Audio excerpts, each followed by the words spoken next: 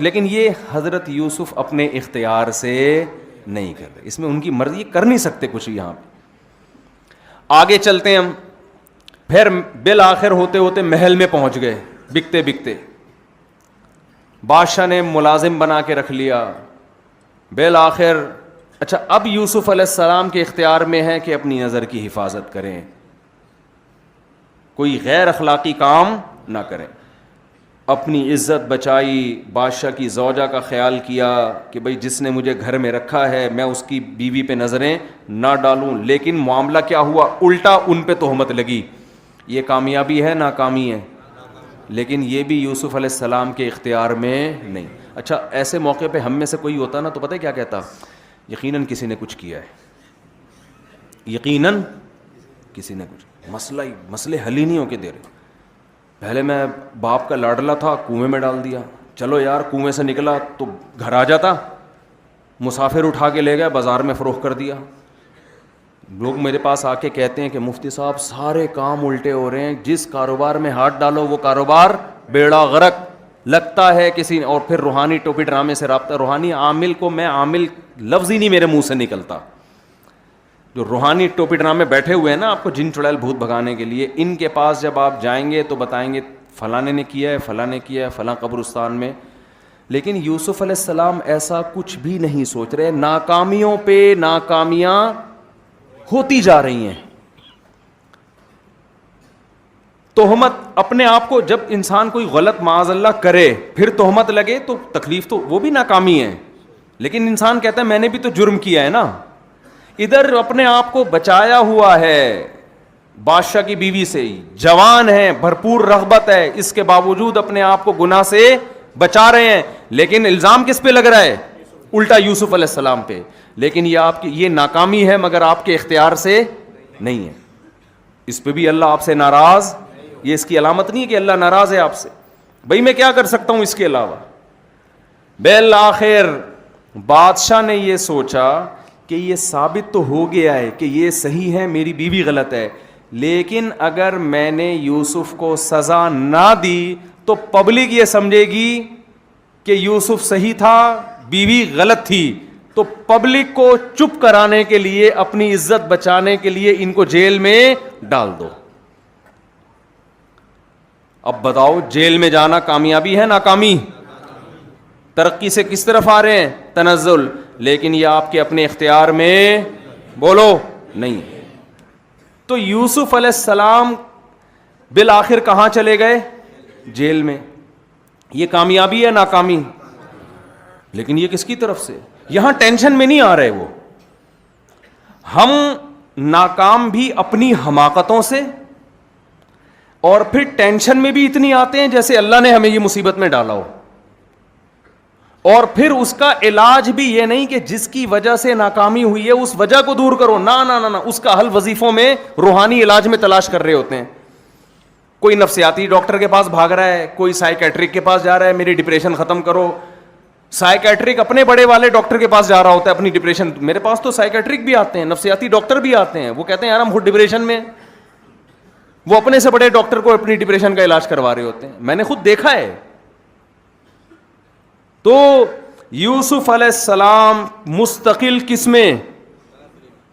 ٹینشنوں میں. لیکن ڈپریشن کے پیشنٹ نہیں بن رہے.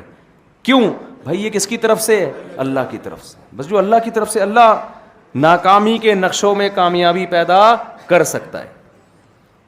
یہ چیز گورے کے پاس نہیں ہے. گورے کی کامیابی آپ کو نظر آتی ہے, ان کے ناکام لوگ مارکیٹ میں نہیں آتے. ان کے جو ناکام لوگ جب آپ جا کے دیکھو تو وہ خودکشیاں کرتے ہیں. یہ جو کہتے ہیں نا کامیاب لوگوں کی 7 علامتیں, جو یہ علامتیں گوروں نے کتابیں بڑی زبردست لکھی ہوئی ہیں جس میں یہ علامتیں وہ کامیاب ہو جائے گا, تو وہ ان لوگوں کی مثالیں ہوتی ہیں جنہوں نے وہ کام کر کے کامیاب ہوئے. بہت سے ایسے ہوتے ہیں ان سے ڈبل کر کے بھی ناکام ہوئے ہوتے ہیں, کیونکہ کامیابی ناکامی کے اسباب آپ کے ہاتھ میں ہیں, نتیجہ اللہ نے کسی کے ہاتھ میں نہیں رکھا. آپ اسباب اختیار کر سکتے ہو دولت کے, صحت کے, کامیابی کے, ہوگے بھی کہ نہیں ہوگے یہ آپ کو معلوم نہیں ہے. یہ نہیں ہو سکتا, یہ آپ کے ہاتھ میں ہی نہیں ہے. تو اس میں یہی ہے کہ بھائی اللہ نے جیسا کرنا تھا ویسا کیا ہے, بس اللہ ایسا ہی چلائے گا ہمیں, ہم یہی ناکامی ہی کامیابی ہے ہماری. تو یوسف علیہ السلام ان تمام ٹینشنوں سے گزر رہے ہیں, مگر نہ ڈپریشن میں جا رہے ہیں, نہ روحانی علاج کی فکر, نہ جن چڑیل بھوت بھگانے کی فکر, نہ یہ کہ میرے بھائیوں نے کچھ کر دیا ہے میرے اوپر, کچھ بھی نہیں. اور پھر بالآخر اس کے بعد جب ایک خواب کی تعبیر بتاتے ہیں اور رہائی کا امکان بن جاتا ہے, خواب کی تعبیر بتائی, وہ تعبیر سچی نکلی, اس کو یوسف علیہ السلام نے کہا جا کے بادشاہ سے کہنا میرا تذکرہ کرنا تاکہ مجھے یہاں سے نکالے. اب دیکھو یوسف علیہ السلام کے پاس کامیابی کا ایک آپشن آیا, اس کو انہوں نے ضائع نہیں کیا. یہ نہیں کیا کہ میں جیل میں بیٹھا ہوں, اللہ ہی بس نکالے گا مجھے, تو جب نکالنا ہوگا نکال دے گا. نہیں آ رہی بات میرا خیال ہے. جب اللہ نے نکالنا ہوگا, جو اللہ جیل لا سکتا ہے وہ نکال نہیں سکتا, تو مجھے بادشاہ سے سفارش کرانے کی کیا ضرورت ہے بھائی. ایک موقع ملا نا یوسف علیہ السلام کو, پورا واقعہ تو آپ کو معلوم ہے نا. 2 بندوں کو یوسف علیہ السلام نے خواب کی تعبیر بتائی, ایک کو بتائی تجھے لٹکا دیا جائے گا پھانسی پہ, دوسرے کو بتایا تو کیس سے بری ہو جائے گا, بادشاہ کو تو شراب پلایا کرے گا. یہ یوسف علیہ السلام نے تعبیر بتائی. پھر یوسف علیہ السلام نے بتایا جب تو رہا ہو کے جانا تو بادشاہ کے سامنے میرا تذکرہ کرنا کہ ایک قیدی ہے جسے آپ جیل میں ڈال کے بھول گئے ہو, بہت پرانا قصہ ہو گیا, تیری بیوی پہ تہمت لگی تھی, اب لوگ بھول چکے ہیں, اب تو مجھے نکالو. یہاں کامیابی کا ایک موقع یوسف علیہ السلام کے پاس آیا, مگر انہوں نے وہ ضائع ہونے نہیں دیا. اس موقع پہ یہ نہیں کہا مجھے اللہ پہ توکل ہے, میں مخلوق کے سامنے سفارش نہیں کروں گا, میں بادشاہ سے نہیں کہوں گا جس اللہ نے اب تک مجھے یہاں جیل میں رکھا ہے جب اس نے نکالنا ہوگا نکال دے گا. نا نا نا نا, جو آپ کے اختیار میں ہے اس سے آپ نے پیچھے نہیں ہٹنا. موقع ملا, بات بادشاہ تک پہنچائی جا سکتی ہے. لیکن ہوا کیا, جب وہ جس کو خواب کی تعبیر بتائی تھی وہ رہا ہو گیا تو فَأَنْسَاهُ الشَّيْطَانُ ذِكْرَ رَبِّهِ, وہ کمبخت یوسف علیہ السلام کا تذکرہ کرنا بھول گیا. دوبارہ کیا ہو گئے, مزید ایک ناکامی. لو بھائی, فَلَبِثَ فِي السِّجْنِ بِضْعَ سِنِينَ, مزید کئی چند سال تک جیل کے اندر. کتنی ٹینشن کی بات ہے نا یہ. اب آپ بتاؤ, یہ تو اور زیادہ ٹینشن کی بات ہے یا نہیں. ہم ہوتے تو فوراً کیا کہ یار یقیناً کسی نے کچھ کیا ہے, یہ تو کالا علم ہی لگ رہا ہے بھائی, بالکل کالا علم لگ رہا ہے, یہ سارے کام کیا ہو رہے ہیں الٹا. لیکن ایک بات یوسف علیہ السلام کی زبان سے مایوسی کی نہیں نکل رہی, بس جو میرے بس میں ہے وہ میں کروں گا, جو میرے بس میں نہیں اس پہ کیا کرنا ہے, صبر. بس یہ لائف اسٹائل ہونا چاہیے انسان کا.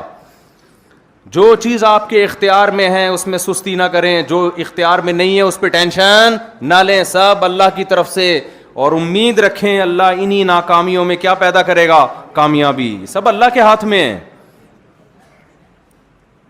ہمارے سب الٹا ہو رہا ہے. تو خیر یوسف علیہ السلام وہ بندہ بھی بھول گیا, صبر کر کے بیٹھے ہوئے بھائی اب کیا کریں, بس یہیں رہتے ہیں. لیکن اللہ غیب سے مدد کر رہا ہے. بادشاہ کو خواب آ گیا.